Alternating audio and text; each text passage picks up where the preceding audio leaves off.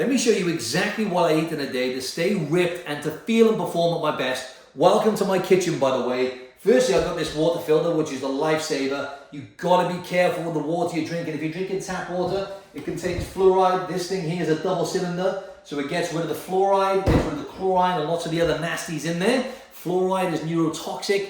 Please make sure you invest in a good water filter. That is crucial. But let's get to the food. Got all the food out here. My kitchen's not normally this messy, right? Got all the food out to show you. Now let me show you, right? It's about not being perfect. This week, full transparency, I could not be bothered to go to the butcher's where I normally get my fresh, good quality meat. So I went to the local supermarket. I got these on the sale, right? The bottom line is, it costs a lot of money eating red meat all the time, right? Beef mince is a bit more inexpensive, but these were on offer because they were going off on that day. And that's full fat beef mince. It's not lean, not super lean. Obviously, you might want to get super lean if you're trying to stay lean, but you do want to have some of the full fat as well for the nutrients. Now, I don't normally have this because it's boring, number one, this diced beef, but it was on offer, so I got it. So I'll have that today, and that's an example of quite lean beef, right? There's not much fat on it, as you can see. So look, lean protein is number one. Having protein available to you is key. So I work from home, so I've got these foods in my fridge, I'm lucky.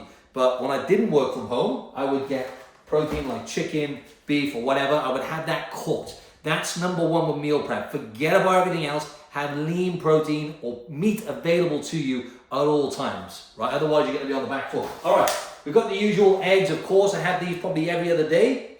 And, you know, obviously it's a great, nutritious, like it's the perfect multivitamin, an egg yolk, right? And also, I love the taste of them. And I love having them on my beef, right? So I cook my meat in these things here. So I've got grass-fed ghee and I've got beef tallow. Beef tallow is derived from the organ of a cow, right? So you're going to get K2, you're going to get vitamins, minerals, and essential fats. So it's a good, you know, and it's got a low smoke point as well. I've got the ghee oil as well, which I love the taste of. Again, it doesn't oxidize. Like when you cook, use olive oil to cook and stuff, not ideal because it oxidizes and it turns into another type of fat you want to have. Whereas this is good stuff, right? Also contains pyruvate, I can't pronounce the name of it as well, which is a pro-inflammatory type of fat, right? So that's really good stuff. And my other go-tos are sardines, right? So I have these probably about 3-4 times a week. I have 2 cans. When I get these, I make sure that I get the non-BPA line. And so when you get tin fish, are great. To be honest, even better in some ways than the big fillets because they've broken them down. They've got less heavy metals in them.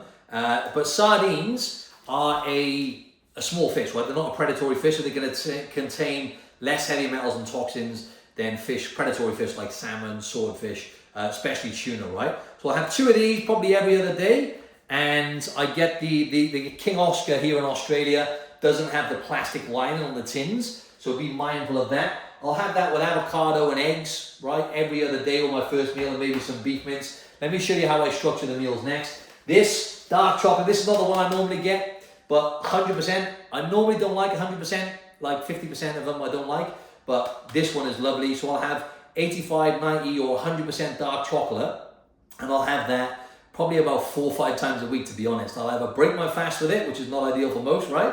Or I'll have it after my first meal, right? So I love that. Probably have about 40, 50 grams, maybe about 50, 60 grams probably 4 or 5 times a week, right? But that is just mouth pleasure for me. I love it, but also it's a stimulant like caffeine, right? It's got stimulants in it. So love my dark chocolate. So look, that's my first meal. My first meal normally consists of these, basically, right? So either beef, sometimes chicken, but rarely. It'll be beef or steak. I do like my rump steak. So I'll have rump steak or ground beef. Generally, I'll have a steak every day, right? So that's my first meal. Eggs, normally, beef mince, or just beef mince and avocado, or beef mince, sardines, and avocado cooked in one of these, right? And maybe some dark chocolate. So they're my main protein and fat sources. Avocado I mentioned, right? Now here comes like the carbs and stuff. So my evening meal, what I'll do at the moment in the week time, I'm having low sugar. So Monday to Thursday, I'm only having white rice as a carb source. So Monday to Thursday, I've got this bad boy here, right? White rice. I've got a rice maker as well, which I could actually show you quickly, right? By the way, great investment, wherever that is, up here. This rice maker, if you can see it, no you can't. This rice maker, I don't use a plastic thing to cook it in though. I've got a metal tub that I use this, because obviously you don't want to be cooking plastics and consuming there. So I use that to put in there. So simple, such a great, one of the best pieces of kit I've got for cooking. Because literally you just chuck the rice in there, put the water in, obviously wash the rice first, put the salt in, click the button, done. So rice every night, Monday to Thursday. Then on the weekends, what I tend to do is I'll normally still have my first meal, the usual meal, right? Which is kind of like high protein and fats, meat, avocado, sardines, eggs, those kind of things generally. Then in the evening, what I'll do is I'll normally have some like maybe a little bit of meat, maybe some white rice. Sometimes I'll just have the yogurt and fruit, but I don't like doing that because it's not a proper meal. So it's like beef, rice, maybe veggies sometimes, and then I'll have for dessert Friday, Saturday, Sunday. Generally, I've been doing this, but I probably want to do this less because it's not a complete meal. I just do it mainly for mouth pleasure, and yeah, I can hit protein targets. I get some nourishment, but it's not giving me fiber. It's not a proper meal, and you can eat it real quick. So I wouldn't recommend this necessarily at home. But I have Greek yogurt like this. There's actually a better one I like, which is more calorie dense, which I normally have. So I'll have this. I mix in some protein powder with it. I'm not going to get the protein out, but it's a good quality one. It's only got 3 ingredients in it. Vanilla protein powder. Then I'll have that with some berries, banana, an apple, and then sometimes I'll throw in some peanut butter, probably twice a week as well. Don't try that at home if you're trying to get lean, right? Because peanut butter is very calorie dense, very easy to overeat.